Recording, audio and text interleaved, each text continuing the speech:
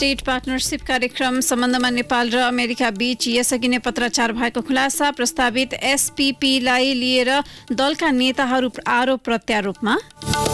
प्रतिबन्धित लागू औषध सेतो र खैरो हेरोइन सहित दक्षिण अफ्रिकाका 7 महिला पक्राउ। बरामद हेरोइनको मूल्य 1 अर्ब 2 करोड।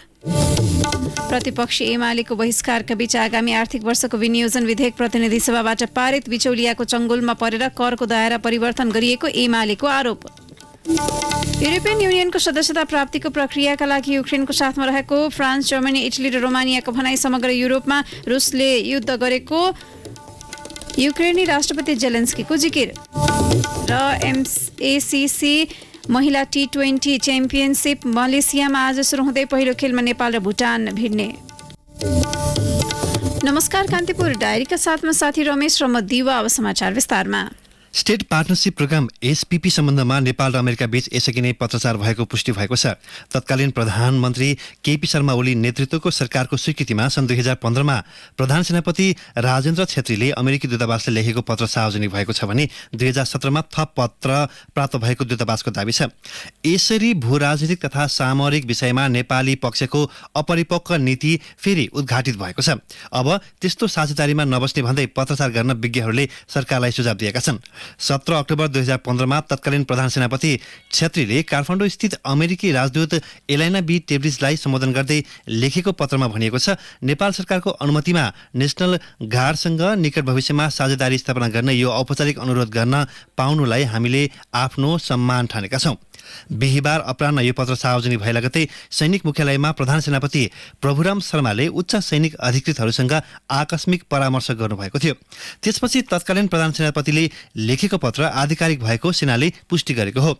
सैनिक प्रवक्ता नारायण सिलवालले पत्र आधिकारिक रहेको भए पनि तत्कालीन सन्दर्भमा मात्र लेखिएको प्रतिक्रिया दिनुभयो। उहाँले भन्नुभयो, 2072मा भूकम्पले धनजनको क्षति भएको थियो, संसारबाट सहयोग लिनु परेको थियो, विदेशी सैनिकले सहयोग गरेका थिए, अनुभव साट्न अमेरिकालाई पत्राचार गरिएको थियो। सन् 2017मा पनि छेत्रीकै हस्ताक्षरमा अर्को पत्र प्राप्त भएको अमेरिकी दूतावासले जनाएको छ, तर त्यसको मिति खुलेको छैन। सन् 2017को मेसम्म पुष्पकमल दाहाल प्रधानमन्त्री र बालकृष्ण खाँड रक्षा मन्त्री हुनुहुन्थ्यो। जुनदेखि वर्षको अन्त्यसम्म शेरबहादुर देउवा प्रधानमन्त्री र भीमसेन दास प्रधान रक्षा मन्त्री हुनुहुन्थ्यो। 2 पटक नेपालबाट आग्रह आएपछि सन् 2019मा सहकार्यका लागि स्वीकृति दिएको दूतावासले जनाएको छ।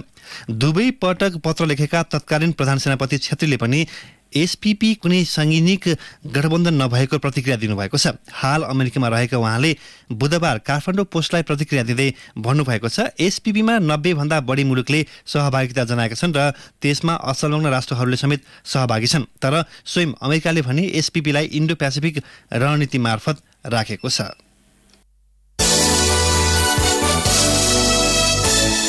अब कान्तिपुर सविस्तार। कान्तिपुर सविस्तार। अमेरिकाबाट प्रस्तावित स्टेट पार्टनरशिप प्रोग्राम एसपीपीलाई लिएर उत्पन्न विवादमा मुलुकका प्रमुख राजनैतिक शक्तिहरू आरोप प्रत्यारोपमा उत्रिएका छन्। मुलुकको परराष्ट्र नीति र छिमेकी राष्ट्रको सम्बन्धसँग जोडिएको विषयलाई दलीय हित वा फाइदाका लागि परस्पर विरोधी अभिव्यक्ति शीर्ष नेताहरूको तहबाट आएपछि आम मानिसमा भ्रम सृजना गरेको छ। नेताहरूको अभिव्यक्ति एसपीपीलाई लिएर उत्पन्न विवाद मत्थर पार्ने भन्दा पनि आगोमा घिउ थप्ने र हात सेक्न उद्यत देखिएको छ। अमेरिकी सहायताको एमसीसी परियोजना सम्बन्धी सम्झौता अनुमोदन भएको पृष्ठभूमिमा चर्चामा आएको एसपीपीको विषयले नेपाली राजनीति तरङ्गित छ। प्रधानमन्त्री शेरबहादुर देउवा र प्रधान सेनापति प्रभुराम शर्माको आसन्न अमेरिका भ्रमणमा सैनिक गठबन्धनमा सहभागी हुने गरी एसपीपीमा हस्ताक्षर हुन लागेको टिप्पणी सार्वजनिक भएपछि विवाद उत्कर्षमा पुगेको हो। यही मेसोमा पार्टीको एक कार्यक्रममा बोल्दै बिहिबार माओवादी केन्द्रका अध्यक्ष पुष्पकमल दाहालले सो कार्यक्रमलाई कार्यान्वयन गर्ने काम एमाले नेतृत्वको तत्कालीन सरकारको पालामा भएको टिप्पणी गर्नुभयो। यो एसपीपी सम्झौता कार्यान्वयन गर्ने काम 2019 सालमा केपी ओली नेतृत्वको सरकारले सम्झौता गरिसकेको तथ्य इतिहासमा छ। यो कुरा हामी सबैले बुझ्न जरुरी छ। तर हाम्रो यो गठबन्धन त्यस्तो कुरामा लाग्दैन, जाँदैन। हामी नेपालको राष्ट्रिय स्वाधीनताको पक्षमा, नेपालको विकास र समृद्धिको पक्षमा दृढतापूर्वक उभिन्छौँ। दाहालको अभिव्यक्ति आएको केही घण्टा बित्न नपाउँदै प्रतिपक्षी एमाले त्यसको चर्को प्रतिवाद गरेको छ। एमाले संसदमा धारणा राख्दै आफ्नो सरकारको पालामा अमेरिकासँग एसपीपी बारे सहमति भएको आधार पेश गर्न चुनौती दिएको छ। सो पार्टीका सांसद ईश्वर पोखरेलले भन्नुभयो, एमालेको पालामा भएको भनेर गठबन्धनको एउटा नाम चलेको नेताले सार्वजनिक सञ्चार माध्यममा बोल्नु भएको छ। म चुनौती दिन चाहन्छु, हिम्मत छ भने उहाँले केपी ओलीको पालामा यो चीज भयो भने उहाँले प्रमाण प्रस्तुत गर्नुहोस्, होइन भने त्यसरी गैर जिम्मेवार ढंगले बोलेको कुराप्रति उहाँले क्षमा माग्नु पर्दछ। गठबन्धनको सरकार छ, हिम्मत छ भने यो गठबन्धनको सरकारले त्यस बेलाका ती तमाम चीजहरू प्रस्तुत गरोस्, होइन भने फत्तुर लाउने कुराको केवल निन्दा र भर्सना मात्रै म गर्न सक्दछु। एसपीपी बारे उत्पन्न विवादका बीच संसदमा पहिलो पटक सरकारी धारणा राख्ने क्रममा परराष्ट्र मन्त्री डाक्टर नारायण खड्काले सो कार्यक्रममा सरकारको तर्फबाट हस्ताक्षर गर्न लागिएको वा नलागिएको केही प्रश्न बताउनु भएन। बरु सो कार्यक्रम सैनिक गठबन्धनसँग नजोडिएको अभिव्यक्ति दिनु भएको थियो। त्यसपछि एलायन्स आउँछ, कहिलेकाहीँ लुज एलायन्सहरू गठबन्धन हुन्छ, ती गठबन्धन पनि कहिले पर्मानेन्ट हुँदैन, कहिलेकाहीँ त्यो गठबन्धन ट्रिटीको रूपमा जान्छन्। अनि पार्टनरसिप भनेको साझेदारी र तिमी हामी मिलेर यो कामहरू गरौँ भनेर भनेको त्यो कन्सेप्ट अफ पार्टनरसिप। त्यही यस अन्तर्गत जो अहिले बाहिर मिडियामा आएको छ कि सैन्य गठबन्धनमा फस्न लाग्यो नेपाल, अनि अहिले चार्ल्स फ्लिनको भिजिटले त्यो खालको कुराहरू होइन। सभामुख महोदय, नेपाली कांग्रेसको नेतृत्वको यो सरकार त्यत्तिकै स्वाभिमानी छ, त्यत्तिकै राष्ट्रवादी छ, त्यत्तिकै देशभक्ति छ। हिजोका दिनमा योभन्दा अगाडिको सरकार थियो। परराष्ट्र मन्त्रीको अभिव्यक्तिको एक दिनपछि अमेरिकी दूतावासले एसपीपीका लागि आफूहरूले दबाब नदिएको र यसअघि नै नेपाल सरकारले स्वीकार गरिसकेकाले थप सम्झौता वा अनुमोदनको आवश्यकता नरहेको धारणा बाहिर ल्याएपछि विवादको गुत्थी सुल्झिनेको साटो बल्झन पुग्यो। नेपाली सेना पनि के कम एक कदम अघि सरेर वक्तव्य सार्वजनिक गर्दै एसपीपीमा नेपाल सहभागी नभएको र आगामी दिनमा पनि साझेदारी गर्ने पक्षमा नरहेको प्रष्टीकरण दियो। एसपीपीसँग सम्बन्धित पक्षबाटै परस्पर विरोधी अभिव्यक्ति सार्वजनिक भएपछि अनावश्यक उत्तेजना र आक्रोश त जन्मियो नै, यो प्रकरण खास के हो भन्ने अन्यल सिर्जना गरिदिएको छ। यसैबीच सरकारले अमेरिकासँग एसपीपीमा सहभागी गर्ने कुनै योजना नै नभएको बताएको छ। प्रधानमन्त्री शेरबहादुर देउवाको तर्फबाट संसदमा बिहिबार जवाफ दिँदै गृहमन्त्री बालकृष्ण खाँडले सरकारले अमेरिकासँग राज्य स्तरको सम्झौता नगर्ने बताउनु भएको हो। चर्चामा ल्याइएको अमेरिकासँगको स्टेट पार्टनरसिप प्रोग्राममा नेपाल आबद्ध हुने कुनै निर्णय नेपाल सरकारले गरेको छैन र गर्ने सोच पनि राखेको छैन। स्टेट पार्टनरसिप प्रोग्रामको बारेमा धेरै कुराहरू उठेको छ।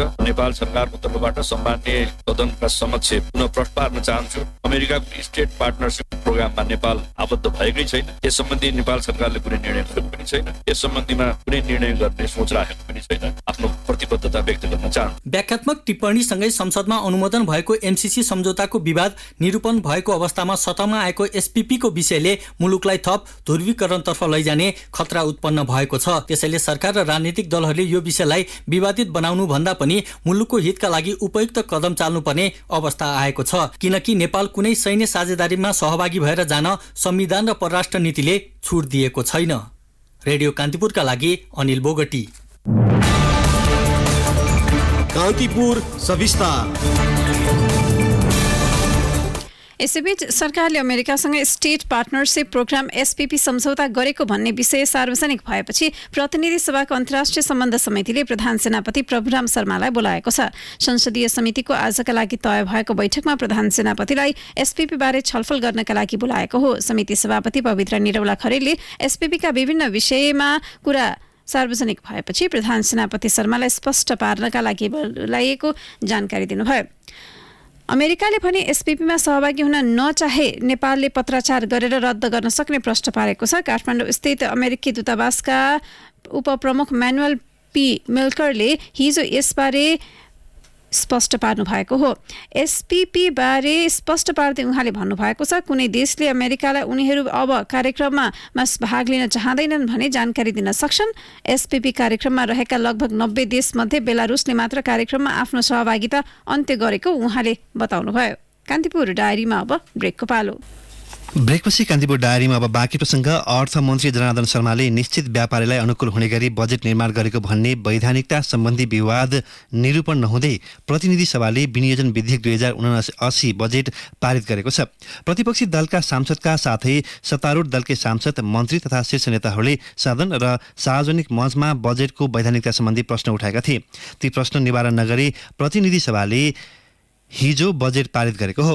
अर्थमन्त्री शर्माले बजेट पास गर्न राखेको प्रस्ताव बहुमतले पारित भएको सभामुख अग्नि सापकोटाले घोषणा गर्नुभयो। अब यो प्रस्तावलाई निर्णयार्थ प्रस्तुत गर्दछु। यो प्रस्तावको पक्षमा हुने मान्य सदस्यले हुन्छ भन्नुहोला, यसको विपक्षमा हुने मान्य सदस्यले हुन्न भन्नुहोला। यो प्रस्तावको पक्षमा हुने मान्य सदस्यहरूले हुन्छ भन्नुहोस्, यसको विपक्षमा हुने मान्य सदस्यले हुन्न भन्नुहोस्। हुन्छ भन्ने पक्षका मान्य सदस्यहरूको बहुमत भएकोले विनियोजन विधेयक 2079 बहुमतले पारित भएको घोषणा गर्दछु।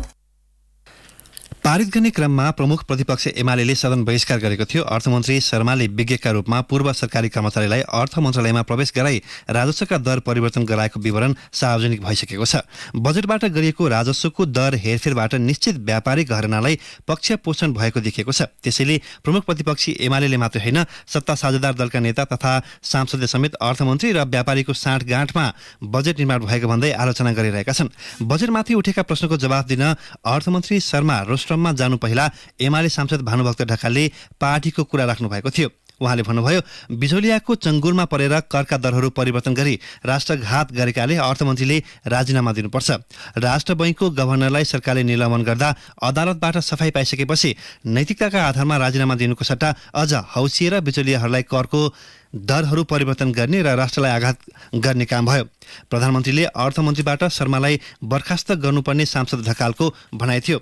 सांसद हृदय त्रिपाठीले अर्थमन्त्रीमाथि संसदमा गम्भीर विषय प्रवेश भएकाले छानबिन समिति गठन गर्नुपर्ने माग राख्नु भएको थियो।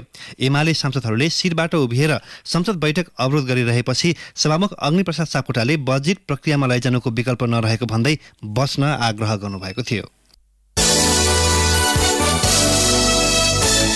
नेपाल भारत बीच 7 वर्षपछि भएको सीमा व्यवस्थापन सम्बन्धी संयुक्त कार्यदलको बैठक अपराध नियन्त्रणमा केन्द्रित भएको छ।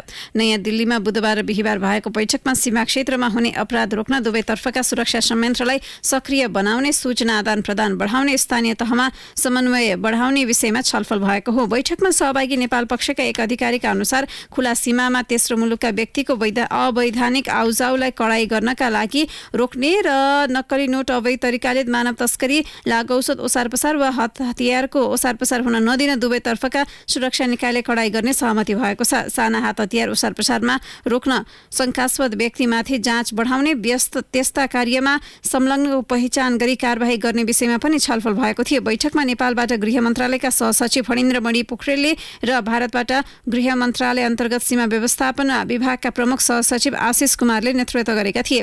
नेपालबाट कानुन मन्त्रालयका सहसचिव, अध्यागमन र नापी विभागका महानिर्देशक तथा नेपाली दूतावासका उपप्रमुख, नेपाल प्रहरी, सशस्त्र प्रहरी र राष्ट्रिय अनुसन्धानका अधिकारी सहित 14 जना थिए। गृहका सहसचिव पोखरेलले सीमा क्षेत्रमा हुने आपराधिक गतिविधि नियन्त्रण, सीमा व्यवस्थापन तथा सर्वसाधारणलाई आइपर्ने समस्या जस्ता विषयमा द्विपक्षीय कुराकानी भएको जानकारी दिनुभयो। उहाँका अनुसार हराएका, भत्किएका सीमा स्तम्भको निर्माण तथा मर्मत, सीमा अतिक्रमण गरेर अर्को देशमा भएको बसोबास, सवारी साधनको सीमा वारपार जस्ता विषयमा पनि छलफल भएको थियो। बैठकमा सहभागी एक अधिकारीका अनुसार नेपाली पक्षले सीमा क्षेत्रमा भारतका तर्फबाट निर्माण गरिएका कतिपय संरचनाले नेपाली बस्ती डुबान हुने गरेको विषय पनि उठाएका थिए। एजेन्डाकै रूपमा भने सो विषयले बैठकमा प्रवेश पाएको थिएन। दुई देशबीच सुपुर्दगी सन्धिका विषयमा पनि छलफल भएको थियो, तर त्यसबारे कुनै सहमति हुन सकेको छैन।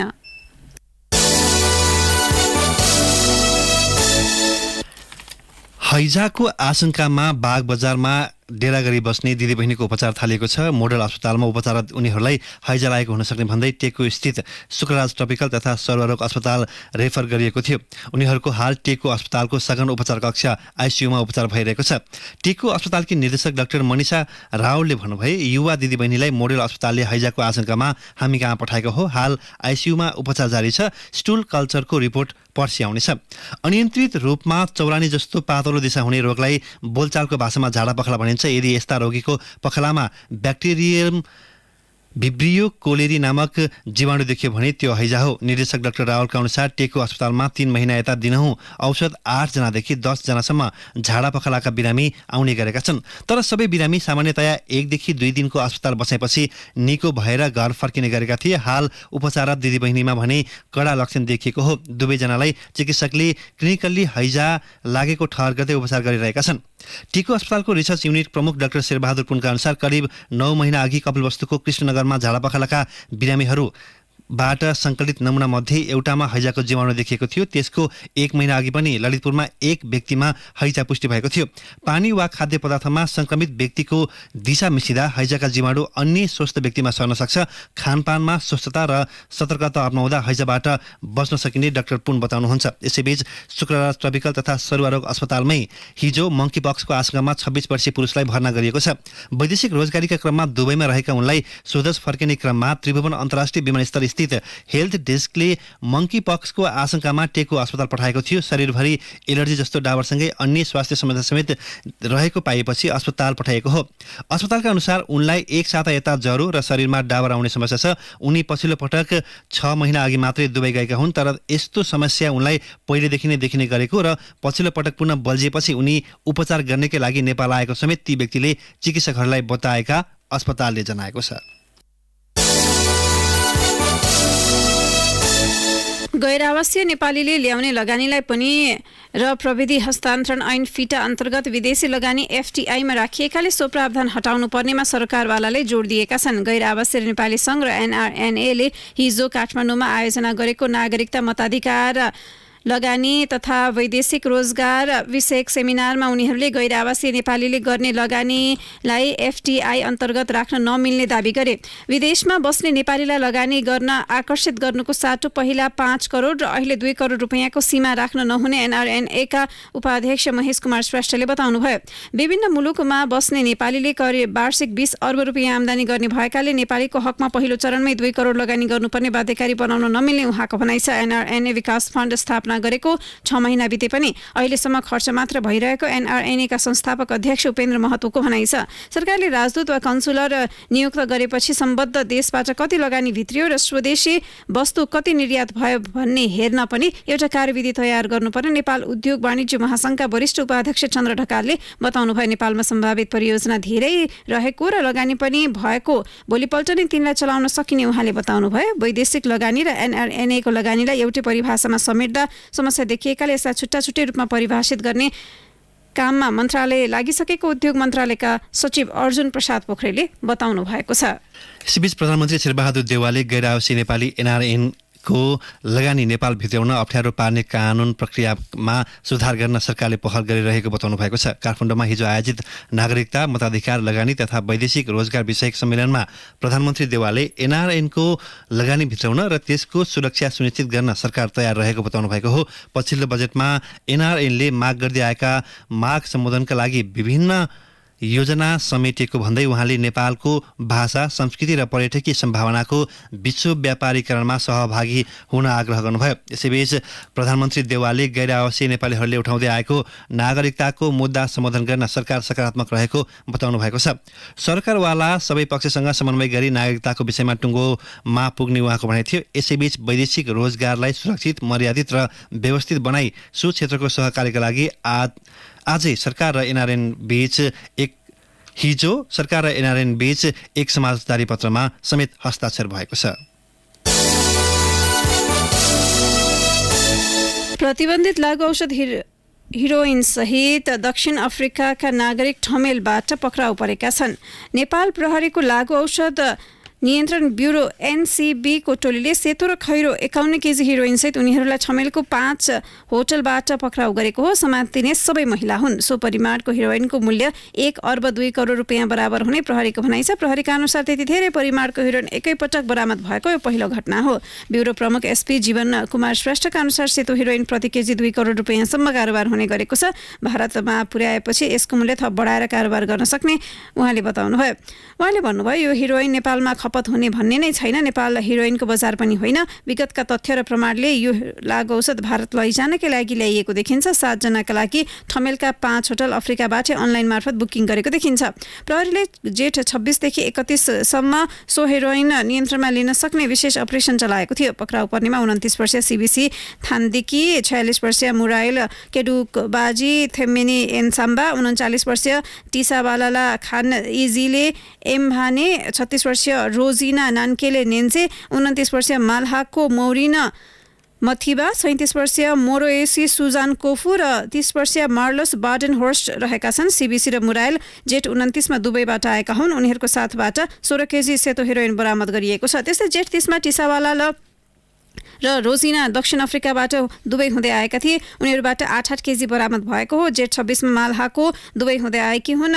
मोरोएसी जेठ 31 मा कतारबाट र मोरलेस दुबईबाट त्रिभुवन विमानस्थल अवतरण गरेकी हुन्। मल्हाको 7 केजी सेतो हेरोइन सहित जेठ 30 मा पक्राउ परेकी हुन्। मोरोएसीलाई 4 केजी सेतो र 2 केजी खैरो हेरोइन र मार्लोस 6 केजी सेतो हेरोइन सहित जेठ 31 मा पक्राउ परेका हुन्। कान्तिपुर डायरीमा पुनः ब्रेकको पालो। ब्रेकपछि कान्तिपुर डायरीमा अब आर्थिक प्रसङ्ग। प्रदेश 1 सरकारले आन्तरिक स्रोत बढाउनका लागि किसान एवं नागरिकलाई झनै पीडित बनाउने गरी करको दर र दायरा बढाएको छ। आर्थिक मामिला तथा योजना मन्त्री इन्द्रबहादुर आङ्गोले बुधबार प्रदेशसभामा पेश गरेको प्रदेश सरकारको अर्थ सम्बन्धी प्रस्तावलाई कार्यान्वयन गर्न बनेको विधेयक 2079 मार्फत अविवेकशील ढङ्गले करको दायरा बढाइएको हो। विधेयक मार्फत प्रदेश सरकारले कृषि मन्त्रालय र मातहतका कार्यालयबाट प्रवाह हुँदै आएको सेवामा शुल्क लगाएर करको दायरा बढाएको छ। यसअघि निशुल्क पाउँदै आएको बाली, माटो परीक्षण, पशुपन्छीको उपचार, मत्स्य पालन, बिउ बिजनको जाँच लगायतका कृषि मन्त्रालय मातहत कार्यरत प्रविधिबाट सेवा लिन किसानले 10 रुपियाँदेखि 1450 रुपियाँसम्म शुल्क तिर्नुपर्ने भएको छ। दैवी प्रकोपले बाली नली लगायत कृषि क्षेत्रमा हुने क्षतिका लागि प्रदेश सरकारसँग अनुदान मागका लागि निवेदन दिन समेत किसानलाई 100 रुपियाँ निवेदन दस्तुर तिर्नुपर्ने विधेयकमा शुल्क तोकेको उल्लेख छ। प्रदेश सरकार मातहत रहेका कृषि फार्मले गर्दै आएको उत्पादन र प्रवाह गर्दै आएको सेवामा समेत विधेयक मार्फत दर र सेवा शुल्क लगाइएको छ। प्रदेश स्थित तालिम केन्द्रमा निजी गैर सरकारी सङ्घ संस्था लगायतका अन्य संस्थाको प्रयोगका लागि शुल्क तोकिएको हो। बागमती प्रदेश सरकारले आगामी आर्थिक वर्ष 2079-80 को बजेट वक्तव्यमा राजस्व सम्बन्धी नीति कार्यक्रम तथा छुट र सहुलियतको व्यवस्थामा परिवर्तन गरेको छ। अन्तर्राष्ट्रिय प्रसङ्ग। फ्रान्स, जर्मनी, इटली र रोमानियाका सरकार प्रमुखले युक्रेनको युरोपियन युनियनको सदस्यता प्राप्तको प्रक्रियामा साथमा रहेको प्रतिबद्धता जनाएका छन्। युक्रेनको द्वन्द्वग्रस्त सहर इर्पिनको भ्रमण गरेका ती राष्ट्रका सरकार प्रमुखहरूले रुसमाथिको विजयको दिनसम्म साथमा रहने बताएका छन्। जर्मन चान्सलर ओलफ स्कोल्जले युक्रेन युरोपियन परिवार रहेको बताउँदै EU सदस्यताको सम्पूर्ण मापदण्ड पूरा गर्न आग्रह गर्नुभएको छ। फ्रान्सका राष्ट्रपति इमानुएल मैक्रोले EU सदस्य 27 राष्ट्र युक्रेनको साथमा रहेकोमा जोड दिनुभयो। युक्रेनका राष्ट्रपति भोलोदिमिर जेलेन्स्कीले एकताबद्ध युरोपमाथि रुसले तीव्र युद्ध गरिरहेको बताउनु भएको छ। जेलेन्स्कीले सबैभन्दा प्रभावकारी हतियार एकता भएकाले एकतामा नै आफूले जोड दिइरहेको बताउनुभयो। अब खेल प्रसङ्ग। ACC महिला T20 च्याम्पियनसिप आजबाट मलेसियामा सुरु हुँदैछ। च्याम्पियनसिपको पहिलो खेलमा नेपालले आज भुटानसँग खेल्दै प्रतियोगिताको सुरुवात गर्नेछ। UST UKM ओभलमा हुने खेल नेपाली समयअनुसार बिहान 9:15 बजे सुरु हुनेछ। नेपाल आज भुटानलाई हराउँदै च्याम्पियनसिपमा सुखद सुरुवात गर्न चाहन्छ। च्याम्पियनसिपको उपाधि जित्ने लक्ष्य लिएको नेपाललाई भुटान सहज प्रतिद्वन्दी समेत हो। यता भुटान पनि नेपाललाई हराएर सुखद सुरुवाती गर्ने योजनामा रहेको छ। च्याम्पियनसिपमा 10 टोलीको सहभागिता रहेको छ। सहभागी टोलीलाई 2 समूहमा विभाजन गरिएको छ। च्याम्पियनसिपमा नेपाल समूह B मा रहेको छ। नेपालको समूहमा हङकङ, कुवेत, भुटान र बहराइन रहेका छन्। यस्तै समूह A मा मलेसिया, UAE, ओमान, कतार र सिङ्गापुर रहेका छन्। च्याम्पियनसिपको फाइनल पुग्ने 2 टोलीले महिला T20 एसिया कप क्रिकेटमा छनौट हुनेछ। च्याम्पियनसिप अन्तर्गत नेपालले दोस्रो खेलमा कुवेतसँग भोलि खेल्नेछ। यस्तै नेपालले सोमबार बहराइन र अन्तिम खेलमा मङ्गलबार हङकङसँग खेल्नेछ। अब मौसम सम्बन्धी जानकारी। काठमाडौँ उपत्यका सहित मुलुकका अधिकांश भूभागमा आंशिकदेखि सामान्य बदली रहने जल तथा मौसम विज्ञान विभागले जनाएको छ। प्रदेश 1 मध्य प्रदेश, बागमती, गण्डकी र लुम्बिनी प्रदेशका केही भूभागमा मेघ गर्जन सहित हल्कादेखि मध्यम वर्षाको सम्भावना रहेको विभागको अनुमान छ। केही बेर अघि 20 डिग्री सेल्सियस मापन गरिएको काठमाडौँ उपत्यकाको अधिकतम तापक्रम आज 26 डिग्री सेल्सियससम्म पुग्नेछ। सूर्योदय बिहान 5:08 भयो भने सूर्यास्त भरे साँझ 7:01 हुनेछ। अवस्था यसका साथै कान्तिपुर डायरीको यो बुलेटिन यही सकिन्छ। साथी रमेश र म दिवा बिदा माग्छौँ। नमस्कार।